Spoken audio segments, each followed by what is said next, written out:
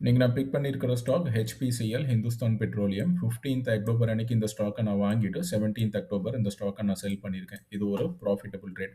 இந்த ட்ரேடை நான் big பண்ணினதுக்கு reason demand zone. ஒரு பெரிய கிரீன் கலர் கேண்டில் ஒன்று இருக்குது. அதுக்கு பக்கத்துலேயே ஒரு சின்ன ரெட் கலர் கேண்டில் இங்கே ஃபார்ம் ஆயிருக்கும். அப்படி இல்லைன்னா ஒரு குட்டியாக ஒரு கிரீன் கலர் கேண்டில் ஃபார்ம் ஆயிருக்கும். அது கிரீனா ரெட்டாங்கிறத நமக்கு பார்க்கணுங்கிறது கிடையாது. அந்த கேண்டில் ப்ரிசீடிங் கேண்டிலோட பாடிக்குள்ள அது க்ளோஸ் ஆயிருக்கணும். அதத்தான் வந்து நம்ம பேஸ் கேண்டில்ன்னு சொல்லுவோம்.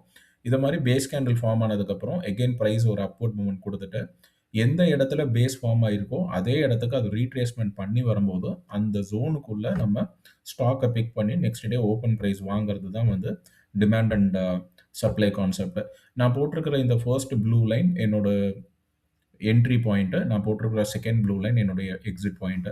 இந்த ஸ்டாக்கை நான் ஒரு 2 to 3 டேஸ் நான் ஹோல்ட் பண்ணியிருந்தேன். நான் பிக் பண்ணின ஓப்பன் பிரைஸ்லேருந்து மார்க்கெட் ஆல்ரெடி கிரீனில் முடிஞ்சிருச்சு. நெக்ஸ்ட் டே அகெயின் வந்து ஒரு கிரீன் கலர் கேண்டில் ஃபார்ம் ஆனனால நான் அடுத்த நாள் மார்க்கெட் ஓப்பன் ஆகும்போது இந்த ஸ்டாக்கை நான் செல் பண்ணிட்டேன். 2 நாள்லேயே வந்து ஒரு 1 to 2% கிடச்சிருச்சுன்னு சொன்னால் நீங்கள் திருப்பி அந்த ஸ்டாக்கை ஹோல்ட் பண்ணணுங்கிற அவசியம் கிடையாது.